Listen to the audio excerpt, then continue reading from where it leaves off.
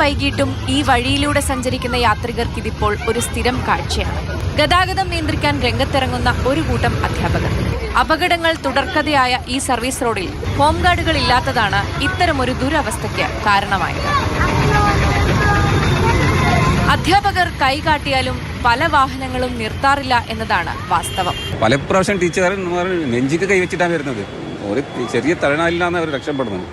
അവർ മൈൻഡാക്കത്തില്ലേ വലിയ വലിയ വണ്ടിക്കാരും മറ്റ് എല്ലാ അധികാരികളും ഒന്ന് കണ്ണു തുറക്കണം. നഗരത്തിലെ ഓട്ടോ തൊഴിലാളിയുടെ ആത്മഹത്യയുമായി ബന്ധപ്പെട്ട ആരോപണം ഉയർന്നതിനെ തുടർന്നാണ് ഈ ഹോംഗാർഡിനെ അഗ്നിരക്ഷാ സേനയിലേക്ക് മാറ്റിയത്.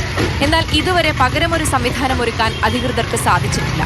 വളരെ തിരക്ക് പിടിച്ച വാഹനങ്ങൾ ഓടുന്ന റോഡിൻ്റെ അരികിലുള്ള ഒരു സ്കൂളായതുകൊണ്ട് ഇവിടെ ഒരു ഹോം ഗാർഡ് ഉണ്ടായിരുന്നു.